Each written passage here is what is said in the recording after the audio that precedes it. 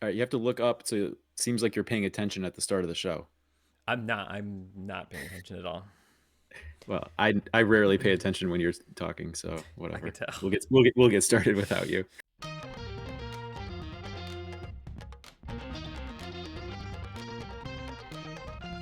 Welcome to the D3 Datacast. As we're getting into mid-January, Matt, we've officially had our first full week of conference play. We'll call it. We declared last week that we were turning the page from non-conference play to conference play, and it was a lot of fun.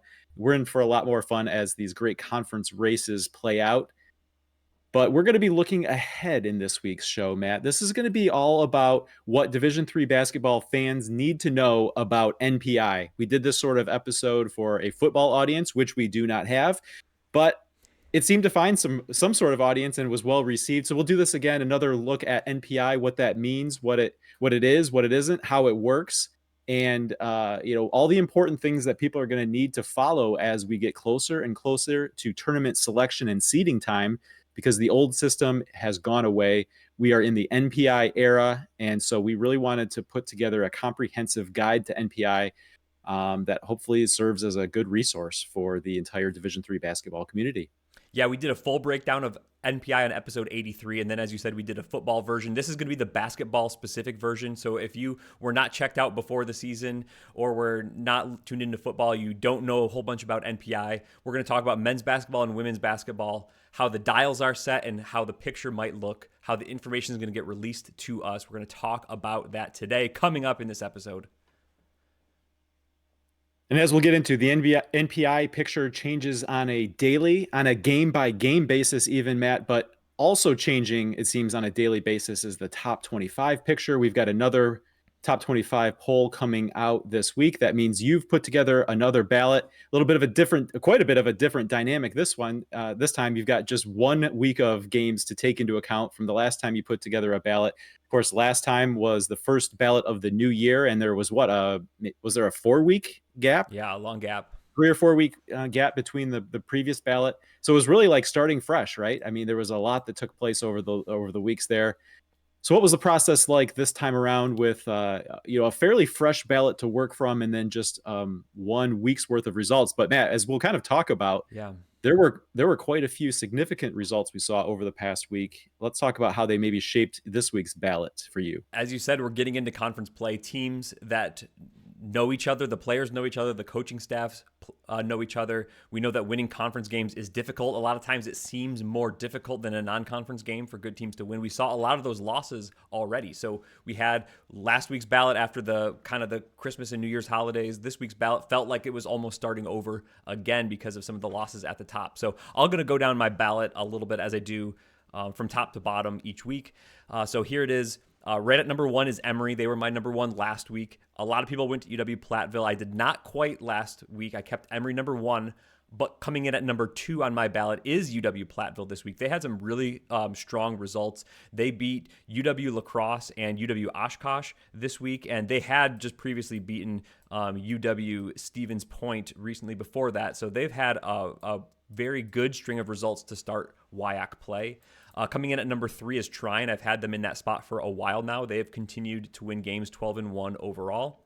NYU is number 4. They're 12-0. I would like them to play, to see them in UAA play. They're going to be maybe in contention for a number 1 spot here coming up if they can win some of those more difficult games. I think they have a big one against Emory coming up. So the winner of that one is going to be in the Catbirds seat on my ballot for sure. Wesleyan at 16-0. They look like they're in prime position in the NESCAC so far. They're at number 5 on my ballot. Illinois Wesleyan at number 6. They're at the top of the CCIW right now. Then I have 2 ODACs at 7 and 8, Hampton-Sydney and Randolph-Macon. They've already played twice this year, and Hampton-Sydney won both of those, and I think that's what's keeping them above Randolph-Macon for me right now. Wisconsin Lutheran at number 9, and then our second WIAC team, UW-La Crosse, at number 10. Trinity, Connecticut took a little bit of a tumble down my ballot this week to number 11.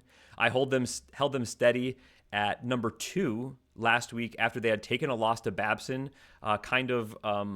I think that was right around New Year's, wasn't it? Or maybe it was January 4. They lost to Babson. Well, they started NESCAC play this week. They had a win over Middlebury, but then they lost to Williams. Williams is a team that's, for me, outside of the top 25 right now. So losing to them, we had already talked about their schedule maybe not always being the greatest so far. So I think 2 losses. In neither of them bad losses, and not completely in succession, but relatively proximate to each other. Neither of them bad losses, but they don't have maybe a ton of good wins for me right now. So Trinity took a little bit of a spill. St. John's sticking in at number 12. They've been around that position for me for a while. Christopher Newport at 13. Worcester slides down a little bit to 14. They lost a road game to Wabash. Not the worst loss in the world, but it doesn't help their position by any stretch of the imagination. Tufts at number 15. I feel like they've been kind of hanging around there in the low to mid teens for me for a while now. Wash U falls to 16. I think they started my season in the top 5. They just took a loss to Chicago. It's a home loss, still not a bad loss. You'll see further down, Chicago's in my top 25 now, so not a terrible loss. But I think Wash U is starting to be in a little bit of a danger zone for me in that they have a couple of losses. Neither are bad. So they've lost to Chicago and Illinois Wesleyan now. But then I'm starting to look at, well, what are all of the good wins? They do have a win against Wabash, which looks nice. But then there's not maybe a whole lot else there to me. So Wash U is maybe in the back half of the teens right now. That's where they're going to have to sit until they get some better wins. Denison looking strong in the NCAC. They're at number 17 for me. That's going to be a good race with them in Worcester. UW-Stevens Point, the third WIAC at number 18. Roanoke, another ODAC at number 19. They've been kind of in and out yo-yoing. They had a win over Virginia Wesleyan, so they are in for me right now. WPI at 20. They've kind of been in that position maybe for a little while. And then new, as I mentioned, into my ballot, number 21, Chicago. They're good. They've played some tough games. They've played with some tough teams. They just beat Wash U on Sunday this past weekend, so that is a good win. St. Thomas, Texas at number 22, Whitworth at 23, Redlands at 24. I feel like they've kind of maybe been around those positions for me lately, so not too much of a change there. And then Keene State did sneak back into my ballot this week after falling out at number 25. They fell out largely. They had a rough stretch in Wisconsin, kind of between Christmas, New Year's. They lost a couple of games by big margins out there, but they have played a tough schedule. They have a good win or two in the mix, and their losses are all to pretty good teams for the most part. Keene State sticking in there at 25. So Matt, let's go. Let's kind of go back towards the top as we've seen some conference games start to play out. I feel like for me, there's a pretty clear top tier in the UAA, which shows up in your ballot with Emory and NYU. Coming into Sunday, I felt like Wash U was definitely like a tier 2 for me, and maybe a tier 2 by themselves. I really wanted to see what would happen in their game against Chicago, leaving that door open for Chicago to maybe stake a claim with Wash U at tier 2, and I think they've done that. And then I think we have a lot to sort out here. Like, is Carnegie Mellon part of that? I don't know. It doesn't strike a lot of confidence with what they. That. Well, I was gonna say with what happened in their UAA opener against Case Western Reserve, who has struggled this season. That doesn't really show a lot of confidence. Brandeis maybe. It was a 18-point deficit at halftime for Brandeis to NYU. That's a little bit concerning if you're going to look at them in that next pack. So I think for me, Matt, right now it's a clear tier 1 of Emory and NYU, and then a tier 2 with Wash U and Chicago. And then after that, we'll figure it out, right? I mean, yeah. And we've talked about, yeah, all the rest group in the UAA is still good, the 5 through 8. Sure. But I think that's maybe I think that's the clear backside of the UAA. But I agree. Right now, it looks like Emory and NYU. Wash U had a chance to maybe put themselves toward that group. They didn't take. Look, we played one game. There's going to be a bunch of wild results. But what we saw in the non-conference season and what we saw in week 1, I think did solidify that point for you and I. It's Emory and NYU. Wash U and Chicago are maybe the next step. Also in the mix. We don't want to declare anything over, but sure, they're looking like they're a step back right now. Right. And that's not just based on one game. That's based on what we have developed an opinion on these teams over the course of what we've seen so far. And now it's just getting into conference play. We get to see these teams actually play each other. Now let's talk about that in terms of the WIAC, Matt. Platteville, number 2. What's interesting is, in conference play, everyone's going to end up playing everyone. So you play like the same schedule as the rest of your conference, but that doesn't mean that every schedule is set up the same. Look at Platteville. They started with games at La Crosse, at Stevens Point, and then they finally got a home game, but it was against Oshkosh, who, if you're picking 4 teams that are likely you think going to be at the top of the WIAC after seeing non-conference play out, you're talking about Platteville, you're talking about La Crosse, Stevens Point, and Oshkosh, right? Those were the first 3 games out of the gate, 2 of them on the road for Platteville, and they're sitting at 3-0. So, you could say in some regards, their toughest games in WIAC play are already in the win column for them. So that's a well-earned number 2 spot for them on the ballot. They've got off to a very impressive, very difficult start in the WIAC. Yeah, Platteville looks great. I think they look. We talk about conference play sometimes being more difficult, right? It's tough to beat these teams. Platteville entered WIAC play with that tough schedule, and they went boom, boom, boom. They won 3 out of maybe their 4 most difficult games. I don't think you maybe want to completely count Eau Claire out of that mix. I think they've maybe shown themselves early in WIAC play that they're maybe up there with Oshkosh. But Platteville has taken care of the games they needed to. They have established themselves, hey, I think we are nationally like a top 2 kind of a team. We're going to be the top team in the WIAC. I was thinking in late November, I wasn't sure who the top WIAC was. Stevens Point looked great. La Crosse looked great. Platteville looked good, but then they had that huge loss at Illinois Wesleyan. They've turned the corner. They look amazing. I think surprisingly, we've exited like the first few games of WIAC play with looking like a pretty clear pecking order to me. Like we already went through Platteville's wins. La Crosse then beat Stevens Point. La Crosse lost to Platteville, but then beat Stevens Point. And now Stevens Point is sitting here behind these other 2. It almost feels like A beat B, beat C. Okay, good. This is what we thought it is. It's not going to probably end up being that simple, but for right now, it looks like the WIAC picture is maybe we have 3 teams maybe in ranking position. Platteville's the best, then La Crosse is next, Stevens Point is right after. These are all going to be close games down the stretch for these teams in this conference, but I think right now, surprisingly, I feel like I have a clear picture of what the WIAC looks like. Obviously, a lot of ground to cover, Matt, but it's a situation now where La Crosse and or Stevens Point are going to have to go to Platteville and get a win, and or need a bunch of other help. Yeah. So by no means is this an over race, but just the way the schedule has set up and the results that Platteville's gotten, they've got a massive advantage here with those 3 wins, in particular 2 of them being on the road.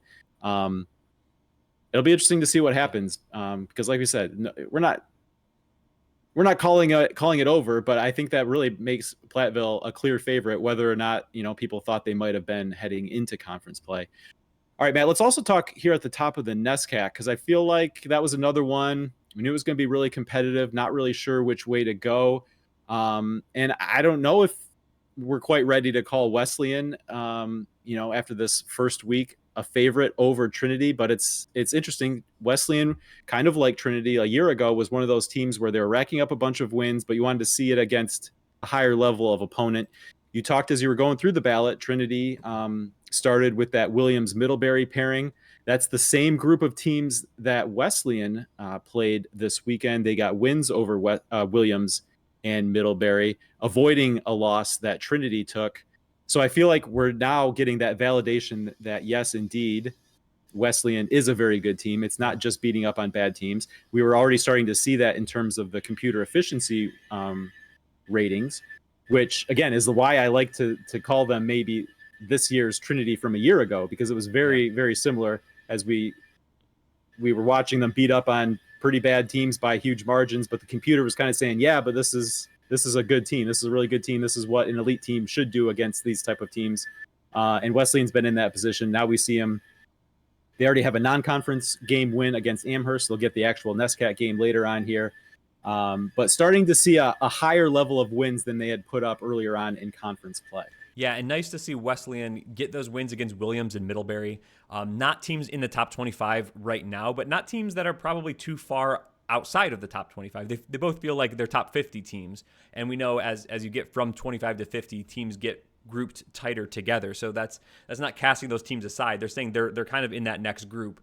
We've been waiting all year for Wesleyan to play some more difficult teams. Here it was Williams and Middlebury. Now, still home games for Wesleyan, I believe these were. So we want to see them win these games, again, away from home. But a very sound win against Middlebury and a 6-point win against Williams. It's kind of like, yeah, we beat these teams that we should beat by the amount that we should beat them by. And I think, yes, that is validation that maybe Wesleyan does indeed belong kind of in this top pack of the top 25. And one of the other conferences that was really interesting to me this past week, Matt, is in the new MAC, where we saw Babson get an impressive win over Trinity. And then Babson went out and they dropped a new MAC game to Clark. And then Clark turns around and drops a game to Coast Guard. Mm-hmm.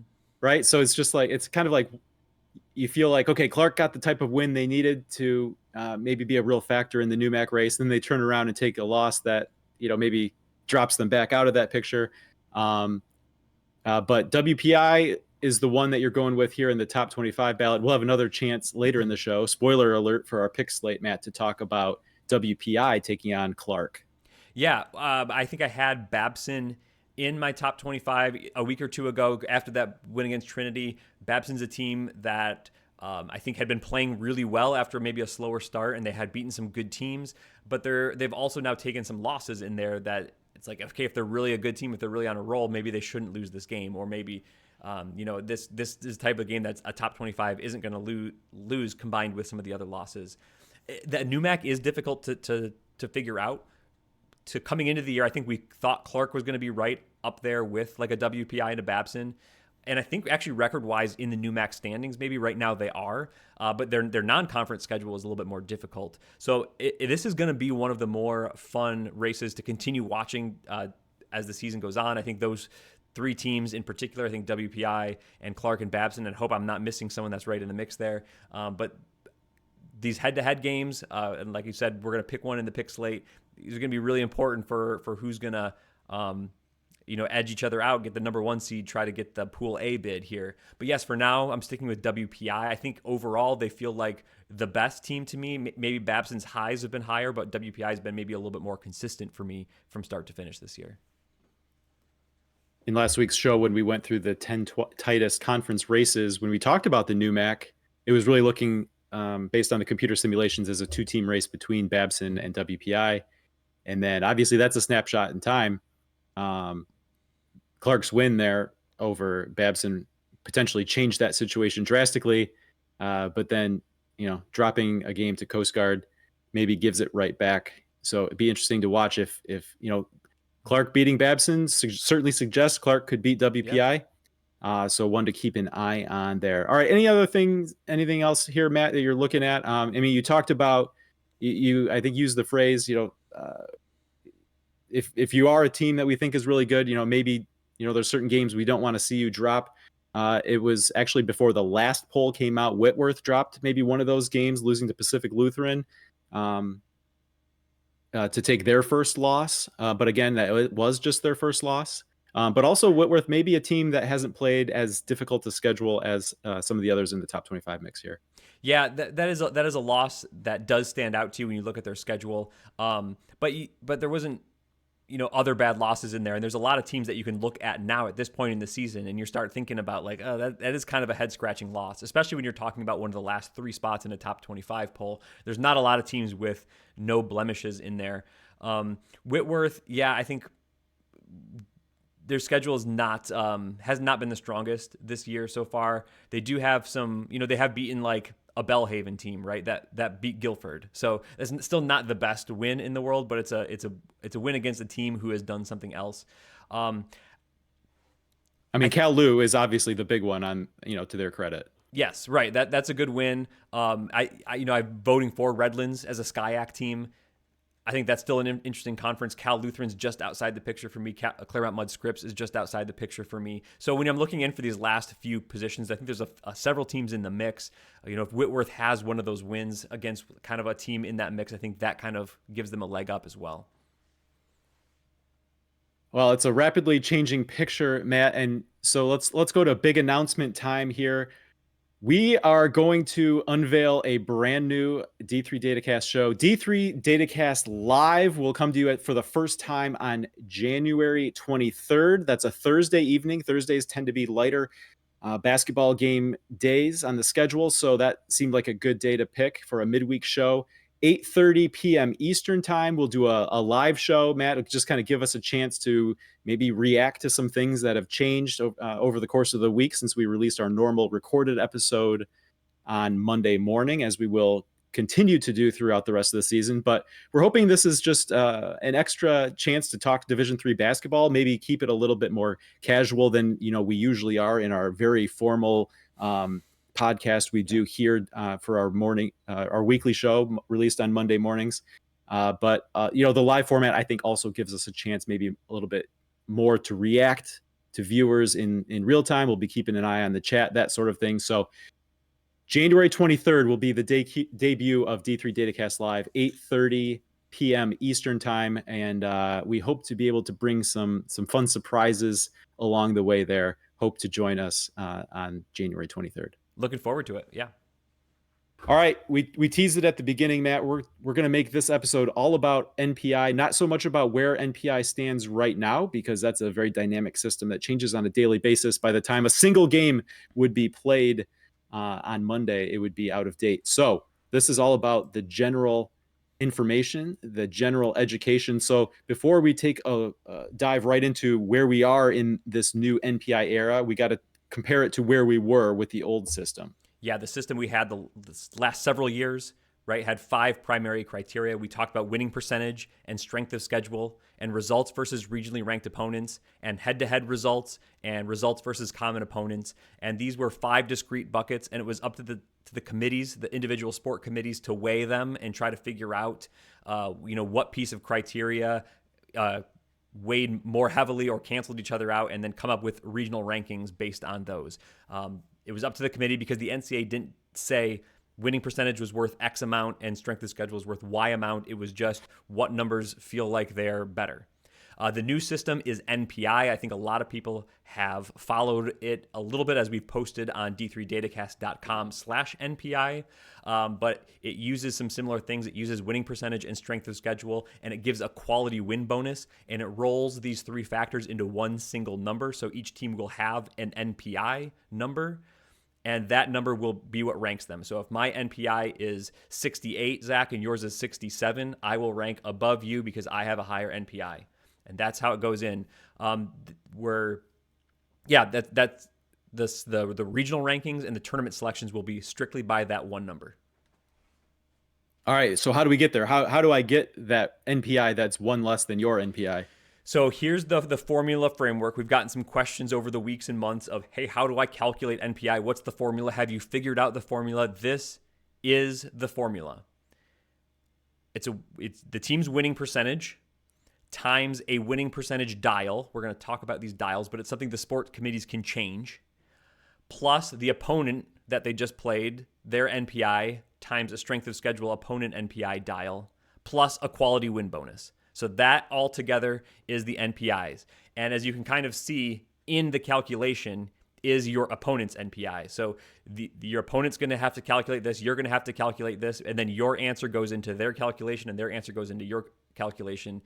So really you cannot ever calculate this directly. You can't just plug it into Microsoft Excel and say X plus Y equals C and then have an answer. You have to take your answer and then put it back into the formula and then put it back into the formula, put it back in the formula, and do this for all 400 and some teams and do it until the answers stop changing very much, until like 5-6 decimal places. Then you have everyone's NPI. And every time any result changes, any game is played, the whole system for the whole country gets recalculated because these are always live values. It's not the NPI when they played them or when they played you. It's the NPI live as of today, even if the game happened on November 8. And just to be clear, going back to the previous slide where there is a strength of schedule component, but previously the strength of schedule component was a combination of your opponent's winning percentage and your opponent's winning percentage.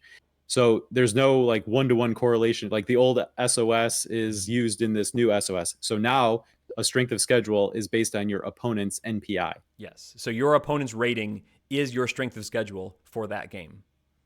Because there was some weirdness in the old system. If you played a team that you knew was weaker but had a good winning percentage because they played a bunch of weaker teams, that would end up weighing better in your strength of schedule than if you played a stronger team that everyone knew was stronger but maybe played in a strong conference and took more losses. That would look worse. NPI fixes that to a large degree, not perfectly, but to a large degree. Now the stronger teams will generally look stronger on your schedule since we're directly taking their rating and putting it into your schedule. So the important thing here is that iterative process, and once the iterations reach kind of a steady state, that is when kind of the whole data set is set, and that's when we can look at a full list and say these are the rankings of the teams based on their final like steady state NPI numbers. Okay, Matt, we made reference to these dial settings. Let's start here with men's basketball because as you talked about, these are set by the men's basketball committee. As NPI was being implemented, individual sport committees were tasked with reviewing 3 previous years of results, and then they could play with all the bells and whistles that they could adjust and try to determine what produced a set of results that they were happy with.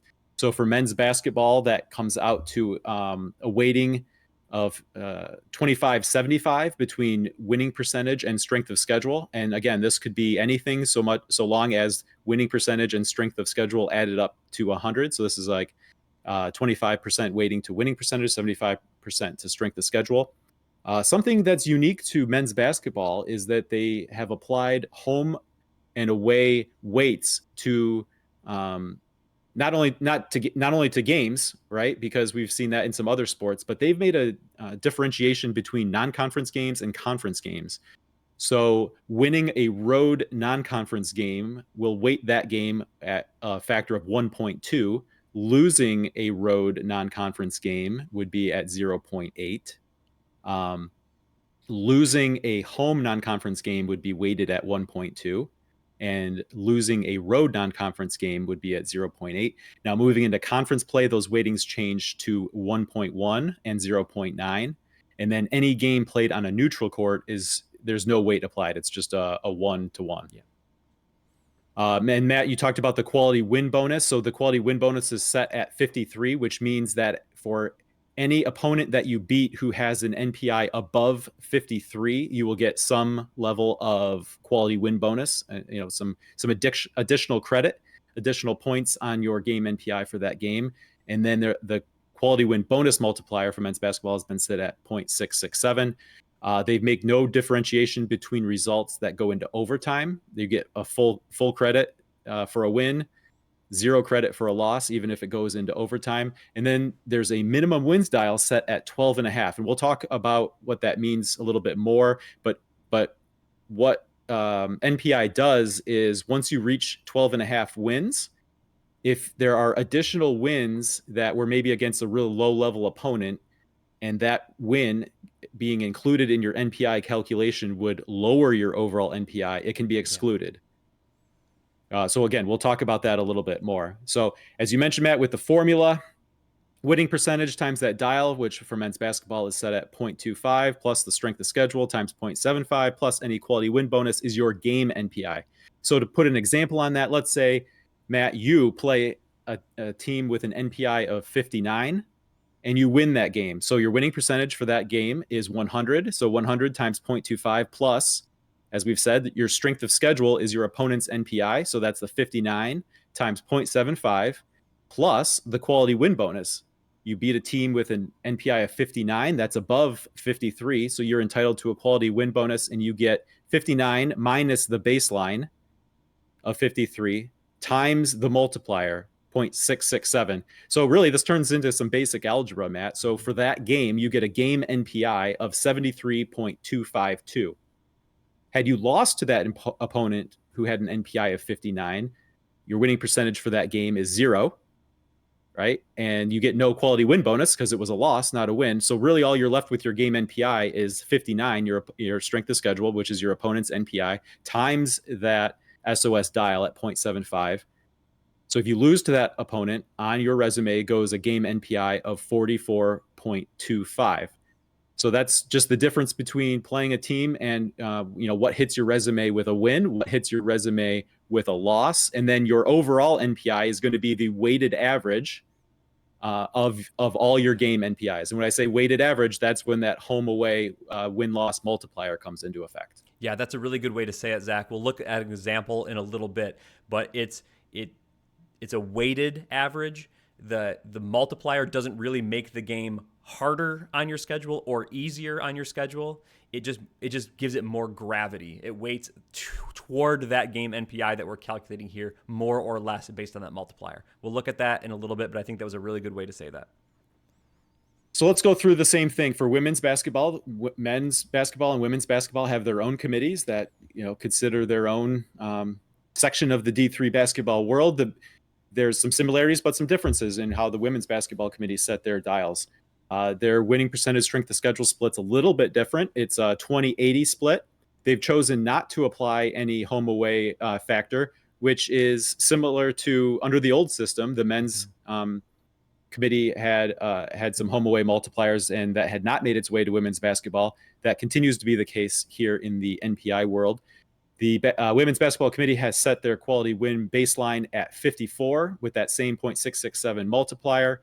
Similarly, there's no ding for winning an overtime game, no credit for losing an overtime game, and their minimum wins threshold, Matt, is set higher at 15.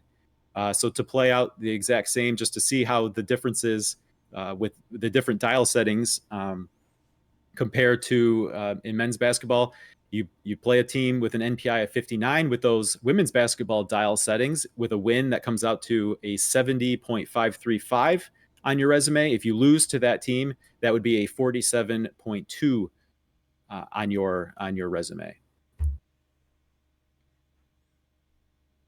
All right, so Matt, this is a new system. We're all learning it together, but all you need is a season's worth of results, and you can apply the dials, apply the weightings, and you can see how previous seasons would have played out, right? This is the process that the committees use, and I don't know what those discussions were exactly like, but you can apply these dial settings and replicate how previous seasons would have turned out. So even though this is the first year of this system, we can look at some historical results to get a feel for how things maybe typically play out. So let's do that looking at men's basketball and women's basketball for the last 3 years. If you apply, the full season's worth of results, the number one team from a given year for men's basketball going back 3 years, the number one team finished with an NPI of 73.942. In 22-23, that was 76.452. 23-24 was 77.246, right? So it just tells us in any given year, we can expect the top NPI team in men's basketball to be kind of in that 74 to maybe 77 type range. And then with different dial settings, Matt, it's a little bit different on the women's basketball side. Those range actually a little bit more consistently on the women's basketball side than what we've seen on men's basketball. Typically in kind of the 68-69 range for the number one overall team in women's basketball. Another important level to look at is the number 8 team, because under the current bracketing principles, the top 8 seeds get protection in the bracket, right? You take your top 4 and they get assigned as the top team in each of the 4 quadrants. The next 4 are also protected, right? They head to the bottom side of the bracket so that none of the top 8 teams in the final NPI standings can meet until the quarterfinal round. So what does it take to be a number 8 seed? Well, in men's basketball, if you apply that to the last 3 seasons, that's something in the kind of 66 range. For women's basketball, that's looked a little bit more, actually pretty consistently in that 63.7 range. And then, of course, the big one, Matt, the Pool C cut line, because the NPI standings are going to be what matters in terms of who gets into the tournament, who gets those at-large bids. Well, it's going to be the next 21 teams. There's both men's and women's basketball will have 21 at-large bids for the 2025 tournament. So the next 21 teams who are not automatic qualifiers will receive those bids, strictly based on NPI. There's no discussion. There's no, there's no selection process. It's just run the numbers and the next 21 get in. So what does it take? Again, it depends on the year. There's been some variability, of course, with conference tournaments. Upsets can happen. So sometimes, those top groupings are all, winning their conference tournaments and they're not needing to go into Pool C.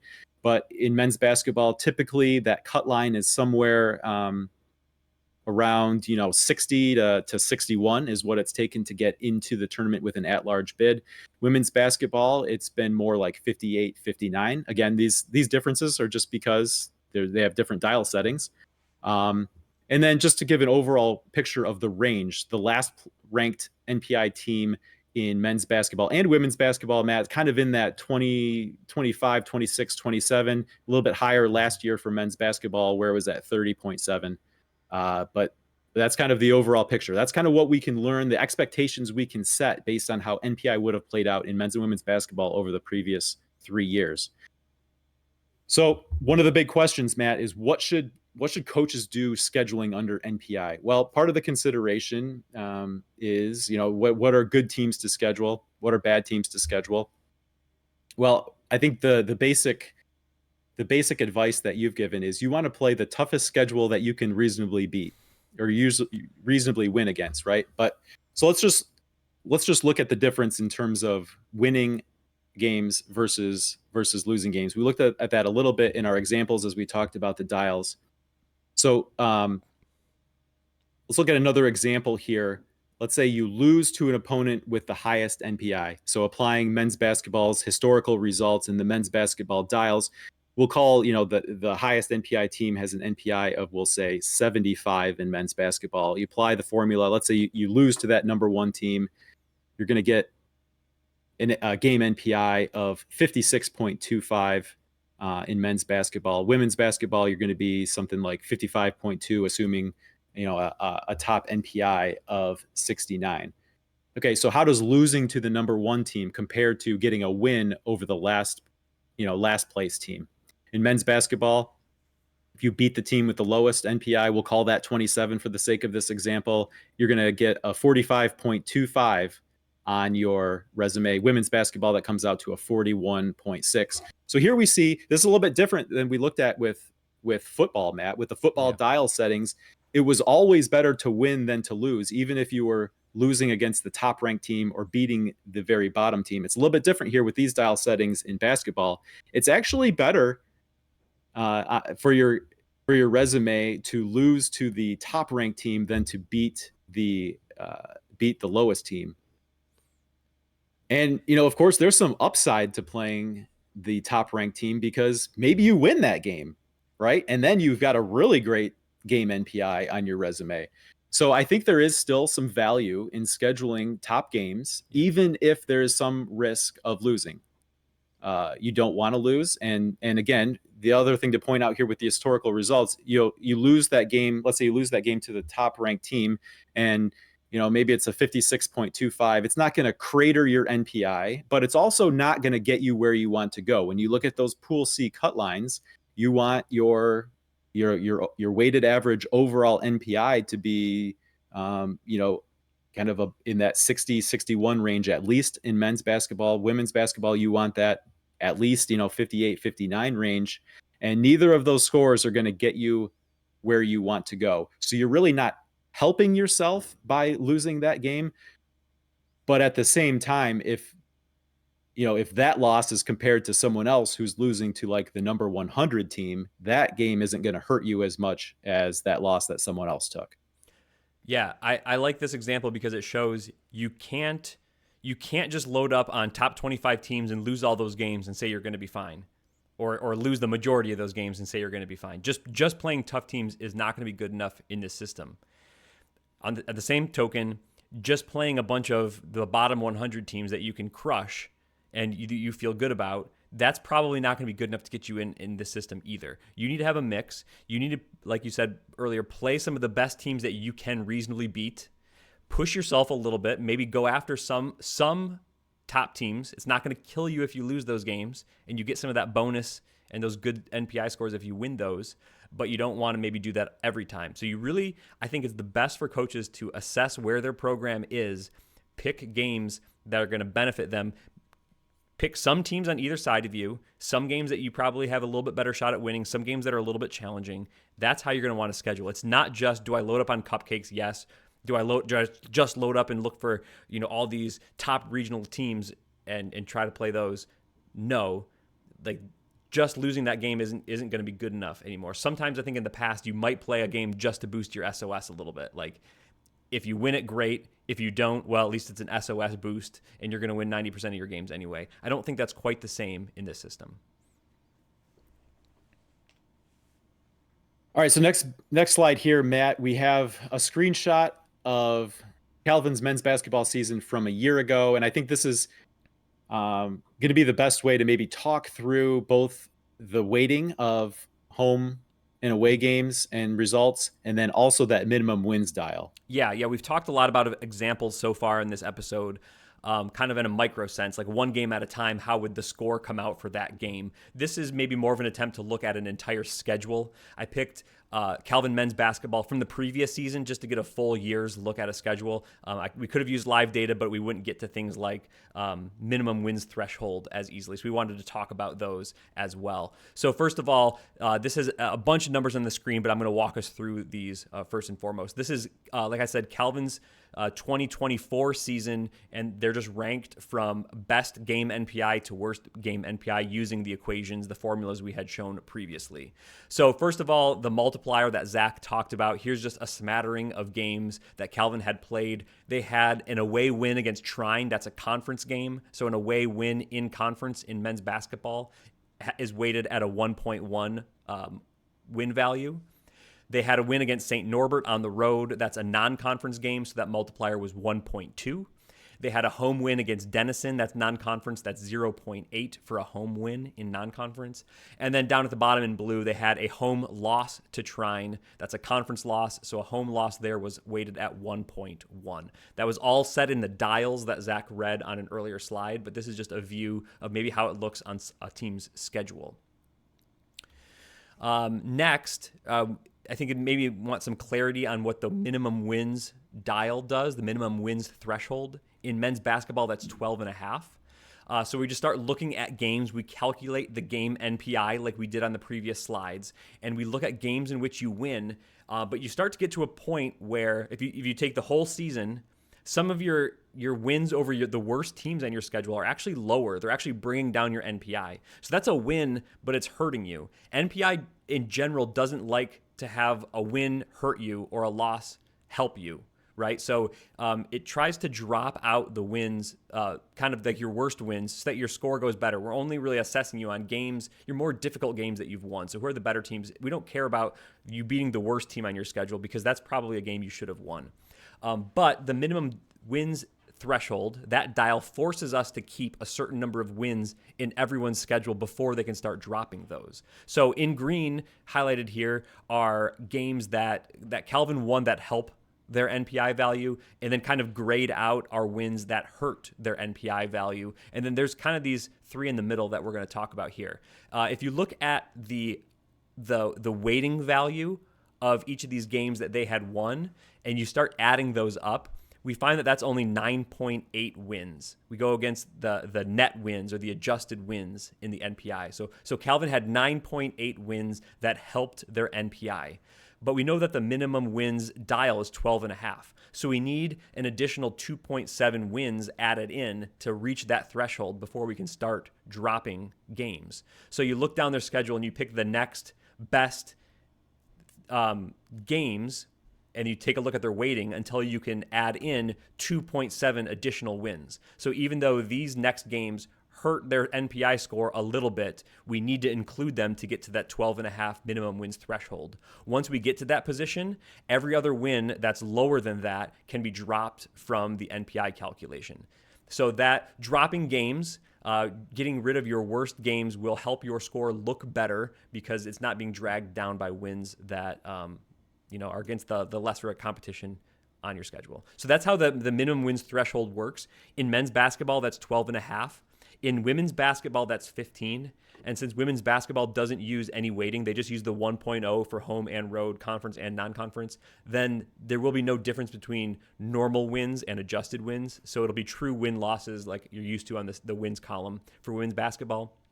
Once you've won 15 games, you can start assessing whether or not any particular win would have otherwise hurt your NPI and therefore can be dropped.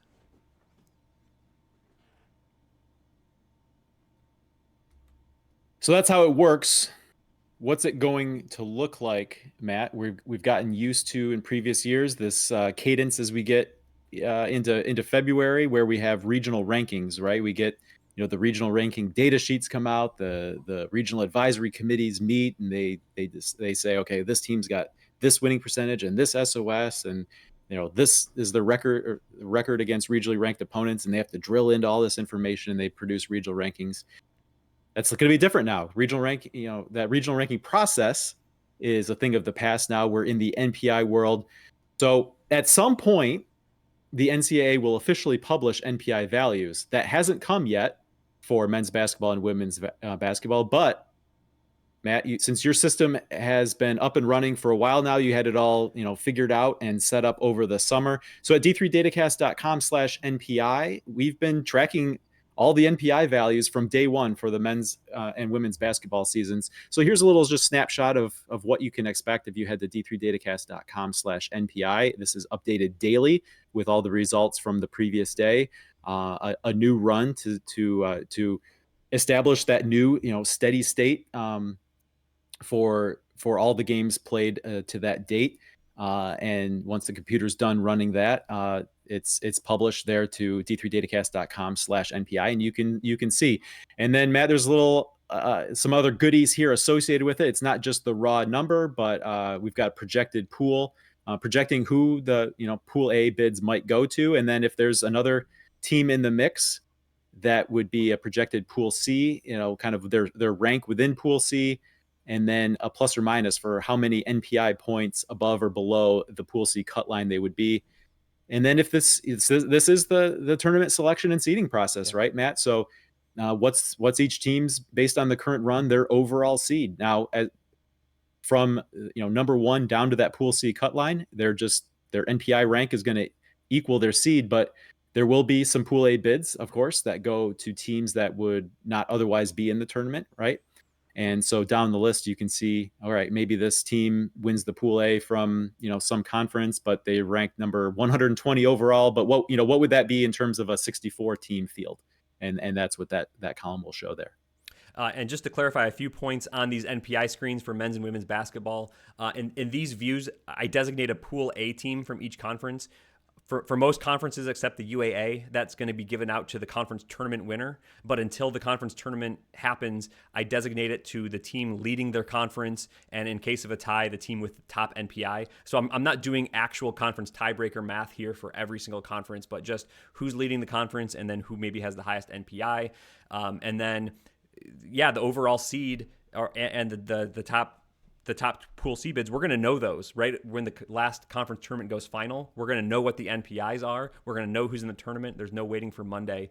All that's going to be waiting for is the brackets and the pairings. So I think this is going to be a really good look at. You can go to this every day, check out where the team you follow is, where your team is, where you are. The live data changes every day. Even if you didn't play, if someone you played, then your number is going to change a little bit. So it's fun to keep checking and see how things move. Or if a team played that anywhere, however distantly, interacts with your schedule, it will change. Yeah. Now, if it's very distant, it might be a very small change. But the way it works is every game is going to be connected to, or every team is somehow connected to every other team. Okay, so that's what we've had since day one of the season on our website. That will continue to be the case. But like I said, at some point, the NCAA will start publishing their official NPI numbers, and spoiler alert, they will match the unofficial numbers that we have here. But here's just a screenshot from the football season of what that looked like when they would be pushing their official numbers. few things that they choose to display a little bit differently, which is actually kind of interesting. You can see a win value and a loss value column, and I expect that would be the same way they display it for men's basketball. And all this says is for that run of NPI, once that run reached its steady state, if you had lost to that team, on your resume would be that loss value. If you had beaten that team, now here for some undefeated teams in football, no one had defeated those teams, but theoretically, if you had beaten that team, that's the win value that you would be assigned. That doesn't mean, hey, next week I have a game against this team, so if we beat this team, we will have this value, right? Those win values and loss values will only be valid for that exact run of NPI. Now, it'll probably maybe be in the neighborhood, but again, it's everything is sort of reevaluated anytime one game is played, and so this just is valid for that snapshot in time. Now, regional rankings in a lot of ways are a thing of the past, but they're not entirely a thing of the past, because probably about the same time that they decide to publish the national NPI list, we will actually get still NCAA regional rankings. Up on the screen here, we have the dates for the 2025 season when those will be released. These are directly from the pre-championship manual that was released for men's basketball for this season, right? So these are the current dates for regional rankings. But in years past, we looked forward to regional rankings with great anticipation because they were so important, and it was our chance to see how the committee was valuing certain breakdowns between winning percentage and strength of schedule and results versus regionally ranks and all those individual primary criteria that we talked about at the top under the old system.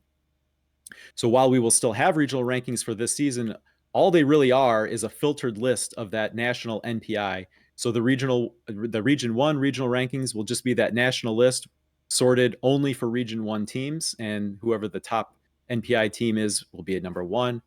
The second one will be number 2, and so on, with the same number of ranked teams that we're used to seeing. But all it is a filtered list from the national rankings, just looking one region at a time. So again, here's a screenshot for the regional rankings from the football season. Very familiar of what we've used to seeing on NCAA.com. But ultimately it doesn't mean anything, because all we're going on is that one single national list as we go down the list for seeding and selection to the tournament. Why are they doing this? I don't know. Aside from, hey, maybe there's a team who's ranked number whatever and it's not super impressive, but at least this way they can say, hey, we're the number 6 program in Region 2, and that's a point of pride or something that they can put on a fancy graphic to put on social media or something like that. But not important in terms of tournament selection like it has been in the past. They're going to release regional rankings this year. I don't think we're going to talk about them on the show because we've been just talking about the NPI picture. I don't think you're going to go on hashtag D3Hoops and see people like Ryan Whitnable or Ryan Scott or Bob Quillman talking about regional rankings. We're just going to be talking about the national picture. I wouldn't be surprised if this is the last year they do regional rankings, because as far as I know, in football or soccer, like, no one talked about the regional rankings. It was just the NPI picture. I think this is just like inertia from, we used to release regional rankings, so we're going to keep releasing regional rankings. They don't matter at all. To a large degree, the regions don't matter at all. Like, there's no, I can't think of, like, what's the significance of the numbered regions really at all. I don't think that is really a thing anymore. It's just still exists because it always did. And that's fine, but we really are going more to the national picture. It's the NPI. That's what matters. That's what we're seeding. That's what we're selecting. These will just be a list of teams from that region, and that's what their NPIs are. That's NPI. Yep. There we go. We have educated our audience. Everyone listening is now ready for the NPI era. And you can all start your own computer programs and run the numbers as well. And that's one of the beauties of NPI is everyone's system will match. If you have the same information, they'll match. Now, you did make a comment that ours will match the official ones. There's probably going to be some slight discrepancies, or there could be, because we know, like, in men's basketball, there's conference and non-conference multipliers. And when teams from the same conference play non-conference games, then sometimes that can get like difficult to catch. So if there's slight discrepancies, it's probably something like that, or a neutral site game got coded as a home game for one team in one database or another, and you got to go back and find that. I will say though that if there is a discrepancy, the error is as likely to be on the NCAA's end as it is on our end, I think. And that's no shots at anyone. That's just how it is. Yeah, well, yeah. The Racks do still have something to do, and it's validating that kind of information. Make sure it all gets in there correctly. So yeah, well, the Racks aren't putting it in; they're just having to check it and try to catch some of these things if they can. Correct. Yeah, yeah, correct. Right. So, for instance, the Coast to Coast Conference does not play regular season conference games. Teams within the Coast to Coast Conference may schedule each other, but for the purposes of NPI, it's a non-conference game because it's not really a conference schedule. But then once the Coast to Coast Conference plays their conference tournament, those are counted as conference games. Yeah. Yeah.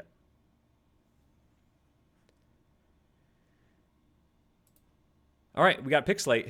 Yeah, let's talk about the picks. I am very excited to talk about last week's picks, Matt. All right, here's the rundown from last week. Our first game was St. Norbert at Wisconsin Lutheran. This was a 9-point line. Zach, you went with Wisconsin Lutheran. They won by 12, so you got the point.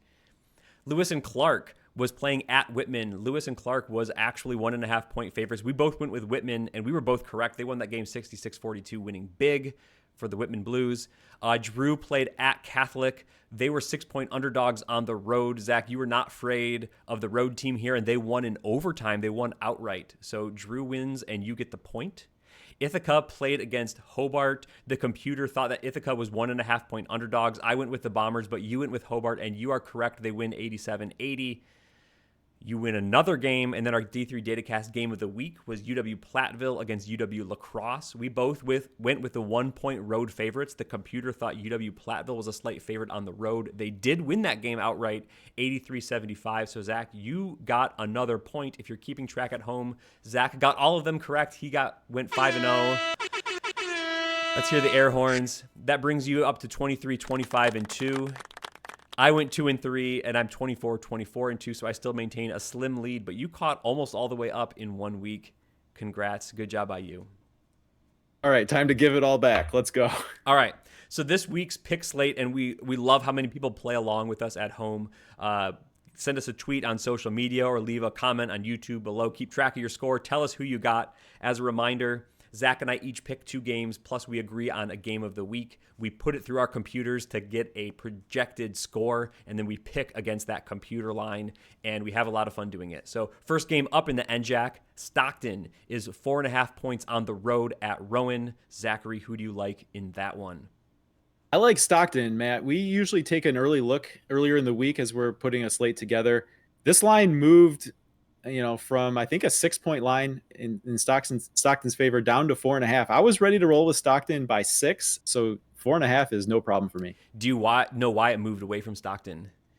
I know there's a big loss in the process. I know there's good reasons for it. Hey, bounce back, up down theory, baby. Let's go. Yeah, no, I was thinking about up down, and I would take Stockton in that case. But the NJAC to me is just always so hard to pick. 4.5 points on the road just ended up being too big for me, so I'm going to roll with Rowan. I know they're not quite as good as maybe they were the last couple of years, but I think they're still solid. So 4.5 points on the road. Let's go with Rowan. Our next game is out in Southern California, Redlands versus Claremont Mudscripts. Of course, there's been a lot of forest fires out in Southern California. I don't believe this game will be affected, but we know that the situation changes, so hopefully they can play this game, and hopefully everyone out there is safe. But Redlands, 5.5-point road underdogs at Claremont Mudscripts. Yeah, the safety of everyone involved is the most important thing, Matt. Our thoughts with everyone in the SCIAC land there. I know they have had some games had to get impacted. But yeah, first and foremost, just hope everyone's staying safe. We've talked about the storyline where, Redlands seems to have more success out of conference than they do in conference. But still, I think the 5.5 is maybe too big for me here. I like Claremont. I don't know that I love them. So with the 5.5, I'll go with Redlands. Okay, interesting pick. Yeah, I 5.5 is getting a little bit big, but I thought exactly about, in my mind, maybe Redlands does perform out of conference better than in conference. I am ranking Redlands and not Claremont, but Claremont is maybe in the grouping of teams with like a Cal Lutheran, also in that conference, maybe just on the outside looking in, maybe waiting to get in, maybe looking for a game like this. I think it's going to be a little bit of a big line, but I think Claremont Mudscripts can cover. I'm going to go with Claremont Mudscripts minus the 5.5 at home. Third is a game you teased a little bit earlier. It's a big NUMAC game. Clark against WPI. The computer is way in love with WPI in this matchup, at least. Plus 14.5 is Clark's line at WPI, Zach. What do you think about that? Yeah, I'm going with Clark. This was a big number that got bigger after the loss we talked about that Clark took to Coast Guard. But the win over Babson tells me it's a game Clark can win. I like this a single digit game either way. So give me the 14.5 with Clark. Yeah, I'm going to go with you for once this week, Zach. I think to me that's just a huge line. I'm wondering if Clark, if their win against Babson, if that's a sign that maybe they're turning a little bit of a corner here, that they can compete with the top teams in the NUMAC at 14.5. I know it's on the road, but I'm going to go with Clark Cougars against WPI. I think they can keep this one close. The next one is a big one. If you know, you know. This is the D3 Datacast media game of the week. We're going out to the Empire 8. Alfred versus Utica. The computer has this as a 9-point line in favor of home Utica. Zach, your pick. Which one of the not even D2 guys do you like better? I'm Team KJ on this one, Matt. I feel like they've been playing a little bit better than Utica of late. Sorry, Ruda. Love you both, but I got Alfred in this one. Zach, I hope Ruda does not feel bad about us both picking Alfred. We're just picking against the line, though. I think it's a big line. We're not teaming up. It's a 9-point computer line. I think Utica's been playing better this year. I think the computer likes them a little bit better, but this is going to be, this is going to have some blood in it. It's the not even D2 rivalry game here. I think Alfred's going to become ready to play. This is going to be a close game. It's going to be a possession either way, a shot either way. But I think Alfred keeps it close, which means they cover the line. So I'm going to go with the Saxons there. And then our D3 Datacast game of the week is a big one in the UAA. It's Emory at NYU. They look like maybe the best two teams in the conference, two of maybe the best teams in the country. The computer, though, sees this as an 8-point game since it's at NYU. Zach, what's your thoughts there? All right, well, let's give this one the full breakdown because I think it really deserves it because we talked about the UAA outlook, how we see it as of recording today, that tier 1 of the UAA is a 2-team tier, and these are the 2 teams, right, Matt? Yeah. We've both been really impressed with Emory, but really both teams this year. We talked about an earlier look at efficiency ratings a couple of weeks ago. The NYU was sitting there number 1 with like a historically good number. So the fact that is historically good, I don't know that this NYU team is really good. I'm not doubting that whatsoever. Now, if you're telling me that, if the efficiency ratings say that they would be favored over the Randolph-Macon team we saw a couple years ago, I don't think that's the case. So I'm going to say that they're going to be due for a little bit of computer regression. Now, Matt, I did have to think, do I play contrarian a little bit and just lay the big number? And I might have done that if this was a UAA Sunday game, but This is a UAA Friday game, and I'm going to take that into consideration. I will take Emory +8. Zach, that's a nice breakdown. You gave us all the angles there. I did think about, the travel. We're going from Atlanta to New York City, but it is a Friday game. Hopefully that means you're a little bit fresh and you're not dead dog tired after the second leg of the travel. But that's kind of as far as I went. Then I looked at the line and I said 8, and I said, this game's too good to be bigger than 8. I'm just going to keep it simple. I'm just saying Emory, if they don't win it, they hold it close, and that's as far as I'm going. So I'm going to go Emory. This is going to be a terrific one to watch. So Friday night, I think everyone's going to be tuning into this one, Emory NYU. I think the winner of this game, I mean, they're all ranked highly, but the winner of this game has like a case to be made that they're number 1 in the country. If someone's not already voting for them. Probably NYU really hasn't gotten the votes yet, but if they get a win like this, I think they will be getting a bunch of votes. So definitely a big one in that conference and in the national picture as well. That's the picks. Love it. All right, let's go to the mailbag, Matt. One thing we're going to cover here in the mailbag, this came as a comment to last week's blog post for last week's episode at d3datacast.com. And, I'm not sure what we go with this user's name, Matt. We're going to go with Jaquirky. Okay. Okay. All right. Jaquirky asks or says, I think other conference followers beyond the 10 tightest would be interested in your simulation results show. Can you post? Of course, last week we took a look at the 10 tightest conference races as determined by the simulations that we ran for the rest of season. We talked about the 10 tightest ones there. But Matt, we've received, beyond just this inquiry, people who are interested in conferences that were outside that top 10, or we've seen a week of conference play progress. So now it's like, well, what does that picture look like, a week removed from, where we looked at it before? Yeah, I'm not exactly sure what we're going to do. I think we do have some interest in this. I think we're going to try to do something about like conference races or conference chances, either to get the number 1 seed or win a share of the conference championship. Last week's episode was kind of a one-off episode. It's not something we've continued to run. But I think we do have an opportunity to maybe display some of this information in places on d3datacast.com. Maybe adjacent to this specific question, but something we are posting, actually, if I can announce, Zach, is live right now, is a D3 Datacast projections page based on computer simulations, this time through conference tournaments. So getting like NCAA tournament odds, getting odds of reaching that top 8 protected seed, a chance of winning your conference tournament and getting the Pool A, Pool C's, what the NPI looks like, what a team's like average and minimum wins to reach Pool C's based on those simulations are. So we are displaying some of this data actually for all teams right now. D3datacast.com. You can go to the NPI heading link bar and go to MBB projections, and you can get this screen. So I'm running simulations probably right now, maybe only weekly or maybe twice a week. I haven't quite gotten my cadence, so it's not going to be a daily update right now. But when I run this, I will try to catch some code to maybe just look at the regular season conference race as well and try to keep track of that and maybe display it on the conference page or something. Not exactly sure how to do that. I'll have to find a way to grab that and keep that going. But since there is some of that interest, I'll try to find a way to do that. I know this is not exactly the same, like a Pool A percentage chance, but it's maybe some information to get us going here. And this will change week to week as results obviously change and changes the landscape.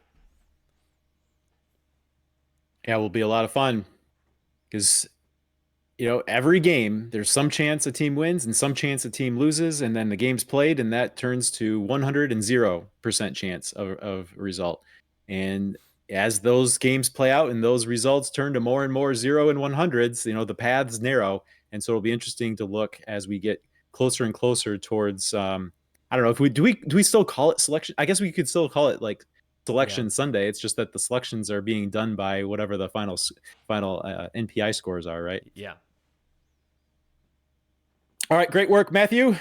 Enjoy that. We'll look forward to keeping an eye on that because, in the past we get into February and we were very interested in looking at regional rankings and the information behind it and trying to project regional rankings.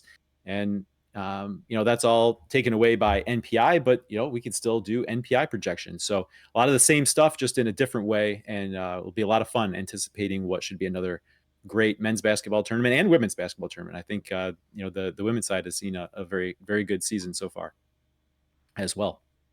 All right, Matt, time to wrap up this week's show with a word of thanks for our supporters at patreon.com/D3Datacast, including a special shout out to Mike Rainiak, who joined the supporters list at the Great Job Team tier this week. Thanks to Coach Reg and everyone else who has joined us along the way, choosing to go above and beyond and support us through the Patreon platform. We couldn't do what we do without their support, Matt, putting on the show.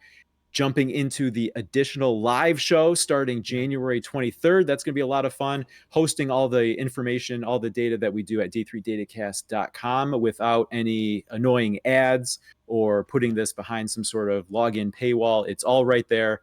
And, we have this great group of people to thank for making sure it's available to anyone who wants to see it. Yeah, thanks to Coach Reg this week, great friend of the program there, and everyone else who has supported us. Like you said, we get to host this data on d3datacast.com, and we get to do it without ads because the support of people like this. We get to continue to produce these episodes because of people supporting on the Patreon. If you would like to do that, go to patreon.com/d3datacast. There's a $5 tier and a $3 tier. If you would like to join on one of those, that'd be so great. We appreciate everyone who has done that. Zach, was another fun episode. Looking forward to more great conference play coming up in the week ahead. For now, we're going to say, though, good job, team.